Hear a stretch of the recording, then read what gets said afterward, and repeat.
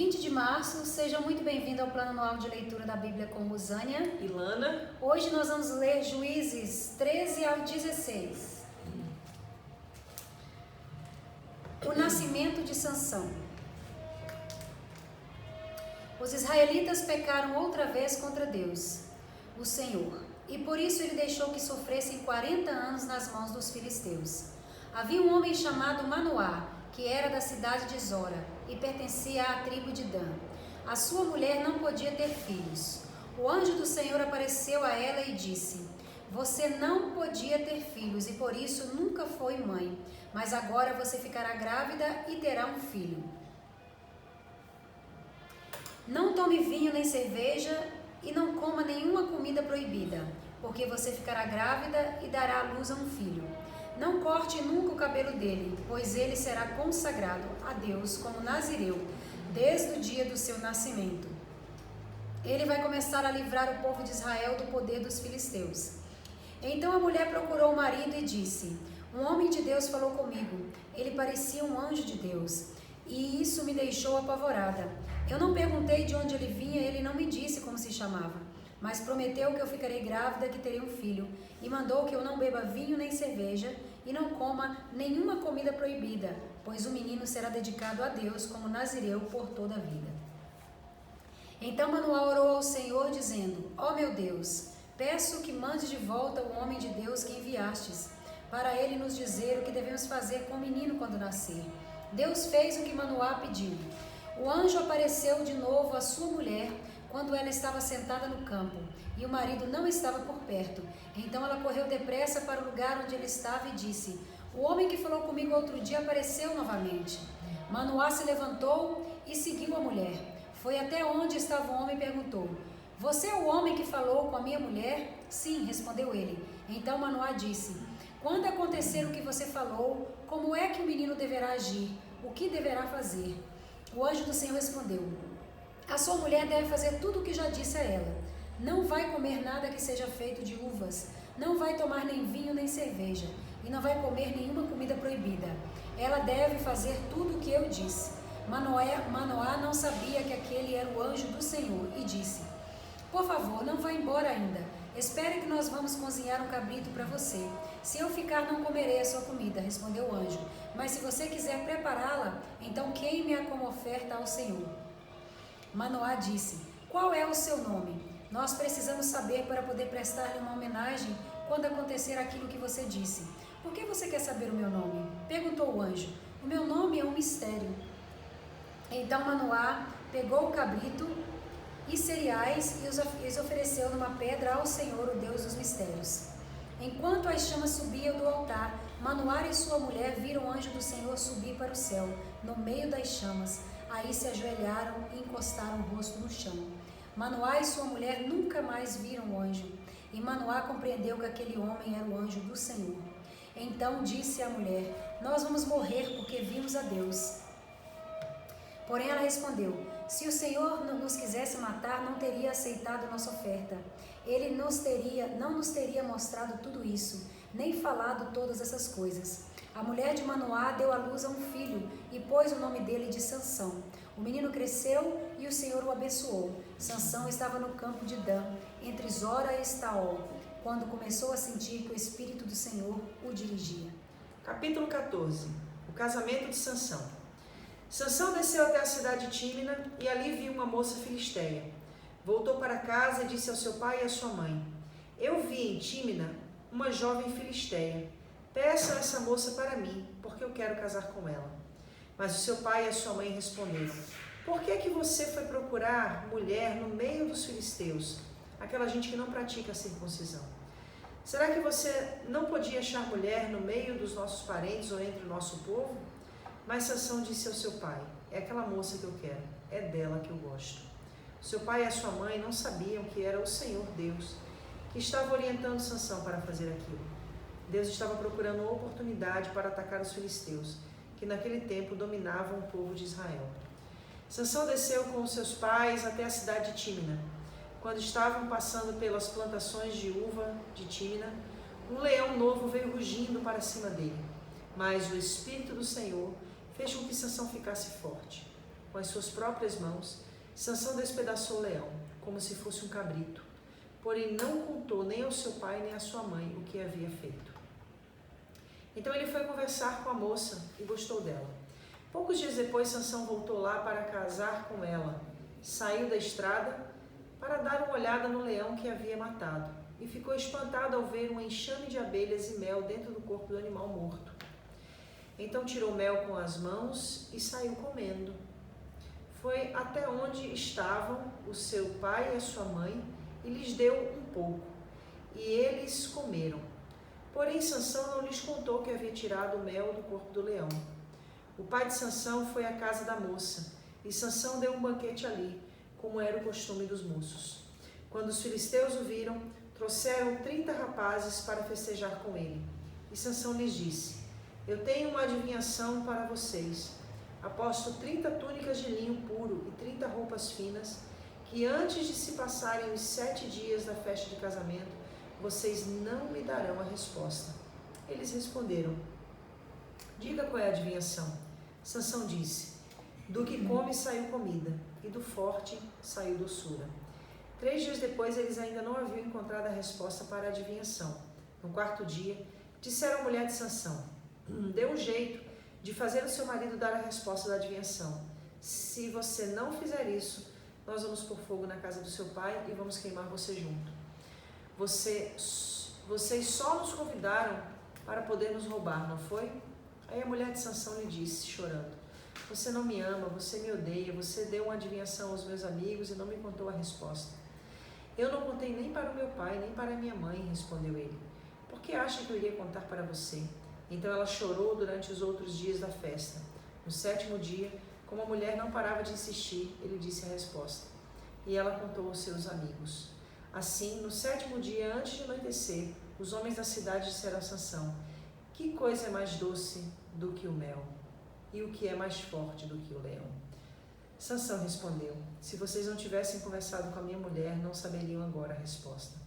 Então o Espírito do Senhor fez com que Sansão ficasse forte. E ele desceu até Asquelon e ali matou 30 homens. Tirou as roupas finas que eles vestiam e as deu aos rapazes que tinham respondido à adivinhação. Depois voltou para a casa do seu pai furioso com o que havia acontecido. E a mulher de Sansão foi dada ao homem que tinha sido seu padrinho de casamento.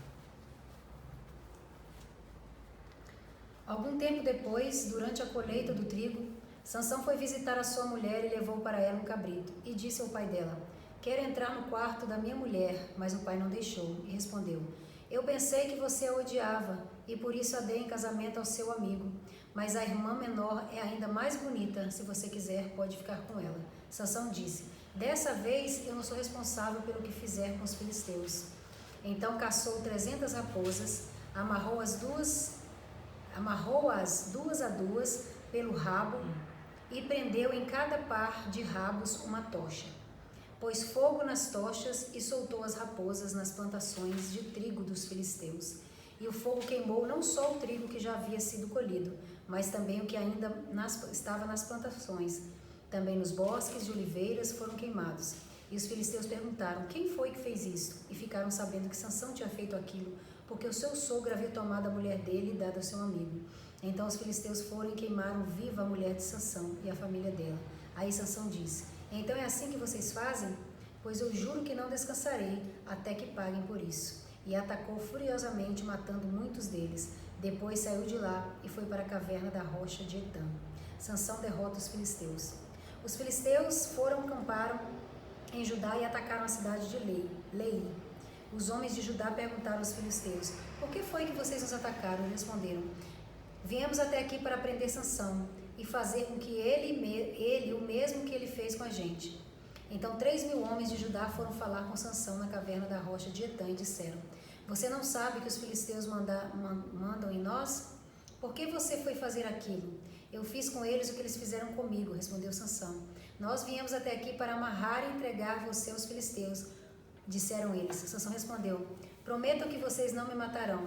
Prometemos, disseram eles. Nós vamos somente amarrar você e entregar aos filisteus, não vamos matá-lo. Então o amarraram com 2 cordas novas e o fizeram sair da caverna. Quando Sansão chegou a Lei, os filisteus gritando, vieram encontrá-lo. Mas o Espírito do Senhor fez com que Sansão ficasse forte. E ele arrebentou as cordas que amarravam os seus braços e as suas mãos, como se fossem fios de linha queimado. Encontrou ali uma queixada de jumento que ainda não estava seca. Pegou a queixada e com ela matou 1000 homens. Aí começou a cantar assim: com a queixada de um jumento matei 1000 homens. Com a queixada de um jumento fiz montões e montões de corpos. Depois jogou fora a queixada, e aquele lugar foi chamado de Monte da Queixada. Sansão ficou com muita sede e fez esta oração a Deus, o Senhor: Tu me deste essa grande vitória. Será que agora vai deixar que eu morra de sede e caia nas mãos dessa gente que não pratica a circuncisão? Então, na cidade de Elei, Deus abriu um buraco e dele saiu água. Sansão bebeu daquela água e sentiu-se bem melhor. Aquela fonte foi chamada de En-Acoré e existe até hoje. Sansão governou o povo de Israel 20 anos, na época em que os filisteus dominavam aquela terra. Capítulo 16. Sansão em Gaza. Dali Sansão foi até a cidade de Gaza. Lá viu uma prostituta e teve relações com ela. O povo de Gaza soube que Sansão estava lá. Então eles cercaram o lugar e ficaram a noite toda esperando Sansão no portão da cidade. Ficaram em silêncio pensando: vamos esperar o amanhecer, então nós o matamos. Mas Sansão ficou deitado somente até a meia-noite. Depois se levantou e arrancou o portão da cidade com os batentes e as trancas, pôs tudo nos ombros e carregou-o para o alto do monte que está em frente da cidade de Hebrom. Sansão e Dalila. Depois disso, Sansão se apaixonou por uma mulher chamada Dalila, que morava no vale de Soreque. Então os governadores das 5 cidades dos filisteus foram falar com ela. Eles disseram assim: dê um jeito de Sansão contar a você por que ele é tão forte e como é que o poderemos dominar, amarrar e deixar sem defesa. Se você fizer isso, cada um de nós lhe dará 1.100 barras de prata. Então Dalila pediu a Sansão: por favor, me conte o segredo da sua força. Se alguém quiser amarrar você e deixar sem defesa, o que é que ele deve fazer? Sansão respondeu: se me amarrarem com 7 cordas de arco novas que ainda não secaram, eu ficarei fraco e serei como qualquer um. Aí os governadores dos filisteus trouxeram para Dalila 7 cordas de arco novas que ainda não estavam secas, e ela amarrou Sansão. Dalila havia deixado alguns homens escondidos, esperando no outro quarto. Então gritou: Sansão, os filisteus estão chegando. E ele arrebentou as cordas de arco, como se fossem fios de linha queimada. Assim, eles continuaram sem saber qual era o segredo da força de Sansão. Então Dalila lhe disse: até agora você mentiu e caçoou de mim. Por favor, me diga, como é que alguém pode amarrar você? Sansão respondeu: se me amarrarem com cordas novas que nunca foram usadas, ficarei fraco e serei como qualquer um. Aí Dalila pegou cordas novas e amarrou os braços dele. Depois gritou: Sansão, os filisteus estão chegando. Os homens estavam novamente escondidos, esperando no outro quarto. Mas Sansão arrebentou as cordas como se fossem fios de linha. E Dalila disse: você continua mentindo e caçoando de mim. Diga como é que alguém pode amarrar você.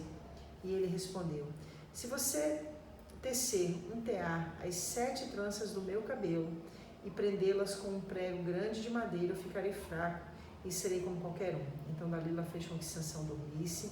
Quando ele adormeceu, ela pegou e teceu as 7 tranças dele num tear e prendeu-as com um prego grande de madeira. Depois gritou: Sansão, os filisteus estão chegando. Mas ele se levantou, arrancou um prego e tirou o cabelo do tear. Então ela disse: por que você diz que me ama se isso não é verdade? Você me fez de boba 3 vezes e até agora não me contou por que é tão forte. E ela continuou a perguntar isso todos os dias. Sansão ficou tão cansado com a insistência dela que já não aguentava mais e acabou lhe contando a verdade. O meu cabelo nunca foi cortado, disse ele. Eu fui dedicado a Deus como nazireu desde que nasci. Se o meu cabelo for cortado, perderei a minha força. Ficarei fraco e serei como qualquer um. Quando Dalila percebeu que ele tinha dito a verdade, mandou o seguinte recado aos governadores filisteus: voltem de novo. Agora ele me disse a verdade. Então eles vieram e trouxeram o dinheiro. Ela fez com que Sansão dormisse no seu colo Em seguida chamou o homem e ele cortou as 7 tranças de Sansão. Aí Dalila começou a provocá-lo, mas ele havia perdido a sua força. Ela gritou: Sansão, os filisteus estão chegando. Ele se levantou e pensou: eu me livrarei como sempre. Sansão não sabia que o Senhor o havia abandonado. Os filisteus o pegaram e furaram os seus olhos. Então o levaram para Gaza e o prenderam com correntes de bronze e o puseram para trabalhar na prisão, virando um moinho, mas o seu cabelo começou a crescer de novo. A morte de Sansão. Os governadores filisteus se reuniram para fazer uma festa e oferecer um grande sacrifício ao seu deus Dagom. Eles cantavam: nosso Deus entregou o nosso inimigo Sansão nas nossas mãos. E o povo, quando viu Sansão, cantou louvores ao Deus Dagom assim: o nosso Deus entregou nas nossas mãos o inimigo que destruía a nossa terra e matava muito dos nossos. E no meio daquela alegria disseram: chamem Sansão para ele nos divertir. Trouxeram Sansão para fora da cadeia e se divertiram à custa dele. Depois o colocaram entre as colunas do templo. Então Sansão pediu ao rapaz que o guiava pela mão: deixe-me tocar nas colunas que sustentam o templo para que eu possa me encostar nelas. O templo estava cheio de homens e mulheres. Os 5 governadores filisteus estavam lá. Havia no terraço mais ou menos 3.000 homens e mulheres olhando para Sansão e se divertindo à custa dele. E Sansão orou ao Senhor dizendo: ó Senhor meu Deus, peço que lembres de mim. Por favor, dá-me força só mais esta vez. Deixa que eu, de uma só vez, me vingue dos filisteus por terem furado os meus olhos. Então agarrou as 2 colunas do meio que sustentavam o templo, com a mão direita numa coluna e a esquerda na outra, jogou todo o seu peso contra elas e gritou: que eu morra com os filisteus. Em seguida deu um empurrão com toda a força e o templo caiu sobre os governadores e todas as outras pessoas. E assim Sansão matou mais gente na sua morte do que durante a sua vida. Os irmãos de Sansão e toda a sua família foram buscar o seu corpo. Eles o levaram e sepultaram em Zora e Estaol, no túmulo de Manoá, o seu pai. Sansão havia governado o povo de Israel durante 20 anos. Quer falar alguma coisa? A gente pode começar junto, né? Na verdade, eu quero falar eu quero entrar nesse assunto da persistência de Dalila com Sansão, né?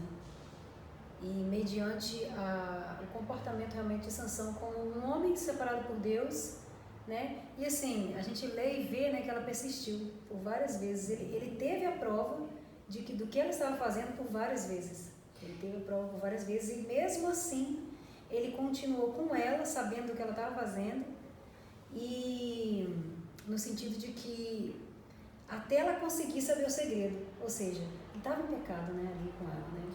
Eu quero fazer uma observação dentro de um conceito micro e macro, tá bom? O capítulo 13, ele começa dizendo assim: os israelitas pecaram outra vez contra Deus, o Senhor. E por isso ele deixou que sofressem 40 anos nas mãos dos filisteus. Então o contexto macro é: o povo pecava, pedia perdão, Deus levantava um juiz e o juiz os libertava. O juiz morria, o povo voltava a pecar. O povo era oprimido. Era uma sequência repetitiva mesmo. Pedia perdão, Deus os perdoava. Então esse é o conceito macro do livro de Juízes. Conceito micro: Sansão. A mesma coisa. Sansão, ele fez coisas erradas consecutivamente. Existe uma passagem aqui, no capítulo 14, que diz assim, olha, no versículo 4: o seu pai e a sua mãe não sabiam que era o Senhor que estava orientando Sansão para fazer aquilo. Na nossa versão tá dessa maneira, na versão que a gente está usando para a leitura da Bíblia.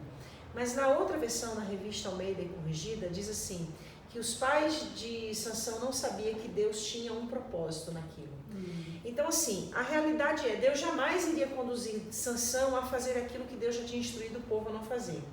Ou seja, Deus falou para o povo através das leis mosaicas que o povo não deveria ter casamentos mistos, ou seja, o povo judeu, o povo de Israel se casando com nações, com povos gentílicos. Então, Deus jamais ia falar para Sansão fazer uma coisa que ele já tinha instruído o povo a não fazer. Então, por que o versículo 4 está dizendo que Deus estava orientando Sansão para fazer aquilo, ou dentro do conceito da outra tradução que eu usei, que Deus estava usando aquilo como propósito? É porque Deus já conhecia o coração de Sansão. No sentido de que inclinado que ele era inclinado a pecar. Exatamente. E Deus tinha um propósito. Você crê então que Deus usou a inclinação dele para cumprir o seu propósito, independente da... Só que eu queria dizer que o propósito que Deus tinha com Sansão não era um propósito parcial. Assim como todos os juízes, preste atenção no contexto, todos os juízes foram usados para libertar o povo da opressão dos povos completamente. Então todos os juízes que antecederam a Sansão libertaram o povo israelita da opressão dos outros povos, totalmente. Sansão, ele é o único juiz que ele começa a libertar o povo. Ele não conclui o processo de libertação. A gente vê, inclusive, que depois... Houve aquela morte ali dos governadores, né? Isso, entrando dentro do conceito dos juízes, depois a gente tem o último juiz, que é Samuel, aí depois no governo de Samuel, que Samuel, no caso, é juiz, sacerdote, profeta do povo ali. Então, aí depois vem Saul e depois vem Davi. Então, na ocasião que Samuel era juiz, havia opressão dos filisteus. Na ocasião que Saul era rei, havia a opressão dos filisteus. A gente tem em 1 Samuel capítulo 17, a ocasião inclusive de Golias, que afronta o exército de Israel. Então só vai acontecer a libertação determinante do povo de Deus quanto aos filisteus no reinado de Davi. Então significa que Sansão começou uma coisa que ele não terminou. Por quê? Porque ele estava inclinado a fazer aquilo que o seu coração tinha a inclinação, estava tendencioso. Sansão era dominado por uma concupiscência. Isso é claro. Verdade. Tanto que se a gente for observar, nenhuma das proezas que Sansão fez, ele fez em prol dos propósitos de Deus. Me mostre uma. Ele matou o leão, o primeiro filhote de leão, ele matou para libertar o povo de Deus? Não, ele matou porque ele estava voltando. Ele estava exatamente indo, ele estava indo, exato. Para poder se casar com uma filisteia. Exatamente, estava a caminho do erro. Aí depois a gente tem ele matando 30 homens para roubar as vestes desses homens, olha só. Para dar essas vestes para os 30 homens com que ele havia feito a aposta do enigma. Né? Aí revoltado porque a mulher dele havia contado o segredo, ele vai e toma 300 raposas, amarra uma pelo rabo para atiçar fogo na seara dos filisteus. Foi pensando em Deus? Foi pensando no propósito de libertar? Não foi.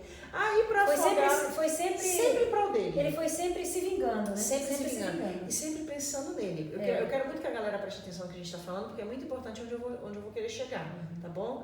Aí o que acontece depois? Ele vai e afoga as mágoas na casa de uma prostituta em Gaza. A cidade de Gaza é cercada, ele vai e toma os portões que pesavam 1 tonelada, de acordo com os historiadores, e sobe um monte com aquele portão de Gaza. Ou seja, ele fez aquilo para libertar o povo? Não, ele fez aquilo para se livrar da armadilha dos filisteus. Ele mesmo tinha entrado nela. Exatamente. Depois disso, ele é preso, aí com uma queixada fresca de jumento. Por que a Bíblia nos dá esse detalhe? Porque Deus já tinha falado que o povo não podia pegar animal morto. Ele já tinha pego o mel de um leão morto. Então ele vivia quebrando os princípios de Deus. Isso alguém sabe. Isso. E por que ele toca no leão morto? Para saciar a necessidade. Ainda dá para os pais. Né? Ainda dá para os pais, sem os pais saberem que estavam tomando mel de um leão morto. Aí depois ele pega uma queixada de um animal também morto, queixada fresca, e mata. Então tudo que Sansão fez foi em prol dele. Quando ele é preso, preste atenção num detalhe aqui, muito importante. No capítulo 14, a mulher com quem ele estava casado, a Bíblia fala assim, versículo 17, então ela chorou durante os outros dias da festa. No 7º dia, como a mulher não parava de insistir, ele deu a ela a resposta. Ou seja, ela insistiu tanto que Sansão deu a resposta do enigma para ela. Qual foi a estratégia que Dalila usou? A mesma estratégia da mulher, primeira mulher que ele teve. Ela insistiu tanto até ele contar. A mesma estratégia. E sabe o que é interessante? É que ela fala assim, olha, você continua mentindo e caçoando de mim, capítulo 16, versículo 13. Me diga como é que alguém pode amarrar você. Ele foi muito cego. Como ele foi da primeira vez. Você vê isso como se fosse realmente uma vaidade? Eu vejo isso... Como se ele fosse cego pela vaidade dele, pelo desejo de estar sempre por cima, vingando, dando troco. Eu vou trazer isso para o nosso contexto da atualidade, tá bom? Eu vejo que Sansão ele era dominado por uma fraqueza. O homem mais forte da Bíblia, Sansão, ele tem o estereótipo de um super-herói. Ele foi revestido de um poder sobrenatural que nenhum outro homem teve. Deus só fez com ele isso. Só fez com ele. Então, assim, o homem mais forte da Bíblia também era o mais fraco. O dominado pela sua fraqueza. Estava tão parente, né? Ele já vinha vendo isso tão parente nos relacionamentos dele, né? E aí eu queria falar de uma coisa que, mais ou menos há uns 2 meses atrás, eu ministrei na Cidade de Refúgio. Que eu falei, usados, mas não salvos, era o tema da mensagem. Ou seja, a unção, ela não tá condicionada a uma questão de aprovação divina. Existem muitas pessoas que são usadas por Deus, mas não são aprovadas por Deus. A Bíblia diz que naquele dia muitos dirão, em teu nome preguei, em teu nome profetizei, em teu nome curei, em teu nome expulsei demônios, e o Senhor vai dizer, apartai-vos de mim. E é muito importante isso que você está falando. Porque não vos conheço. Porque as pessoas levam isso sempre numa direção tendenciosa, né? Sim. A gente vê que o quanto se encaixa isso na vida de Sansão. Ele foi chamado, era usado por Deus, mas fez tudo errado. Fez tudo errado. E acabou morrendo do jeito que morreu. E quer ver o que é mais interessante? Presta atenção na última oração de Sansão. A oração vingativa, que ele faz. Né, jeito? Senhor, peço-te que me dê forças novamente para que eu me vingue dos filisteus pelos meus 2 olhos. Ou seja, o cara faz tudo errado e ainda pede para Deus o fortalecer para ele se vingar pelos seus 2 olhos. E o que acontece? Deus dá força para ele. Por causa do propósito de Deus. É isso que você acabou de falar, né? É isso que eu acabei de dizer. Exatamente, que a pessoa pode ser usado, mas assim, porque a palavra, porque o plano de Deus, ele vai prosseguir, mas muitas vezes não estão aprovados diante de Deus. E aí, aqui vem a chave de toda essa compreensão que é muito importante para todos nós. Por que as pessoas muitas vezes elas se escandalizam quando ficam sabendo de grandes pregadores, de grandes pastores que eram usados tremendamente por Deus, mas que estavam em pecado? Porque Deus não está sujeito à sua criação. Deus tinha um propósito, Deus não estava sujeito a Sansão. É óbvio que a unção é do Senhor. Deus deu para ele. Deus deu para ele. Mas não significa que a unção está declarando a aprovação de Deus. E é por isso que nós, homens e mulheres de Deus, que somos chamados para fazer a obra, temos que ter muito temor. Muito tremor. Porque a unção nunca foi uma referência, uma evidência da aprovação de Deus. Por isso que muitos naquele dia dirão o que eu disse anteriormente. Em teu nome fiz e acontecia. Abri igreja, gravei CD, gravei pregação, escrevi livro, abri ministérios. E daí Jesus vai olhar e dizer, apartai-vos de mim porque não os conheço. A unção é dele, ele não está sujeito à criatura. O Criador não está sujeito à criatura. É por isso que nós temos que fazer a obra com muito temor. Um coração muito nos pés do Senhor, né? Com muito cuidado, não é feito de qualquer jeito mesmo. Como você sempre diz, é muito sério. Não tem nada a ver conosco, tem tudo a ver com Ele. Não tem nada a ver com a gente. E tudo que acontece quando a gente abre a nossa boca é por causa da unção dele. Por causa da unção então, do que abrindo os nossos lábios, estendendo as nossas mãos, fazendo com que os nossos pés nos levem a levar a palavra, que a gente nunca se esqueça que o que a gente precisa guardar é o nosso coração. Amém. Amém? Glória a Deus. Que Deus abençoe sua vida e que nós sejamos, não como Sansão, mas como Samuel, que no final da sua vida perguntou, se tem alguém aqui para dizer algo contra a minha vida, se levante. E a Bíblia diz que todo Israel se calou, porque não havia nada para dizer contra ele. Que nós tenhamos um testemunho irrefutável na presença do Senhor. Deus abençoe vocês. Até amanhã. Cuidem, tá bom, gente? Continue se cuidando. E nos vemos amanhã. Amém. Tá? Amanhã nós vamos 17. ler Juízes 17 a 19. Tchau, tchau.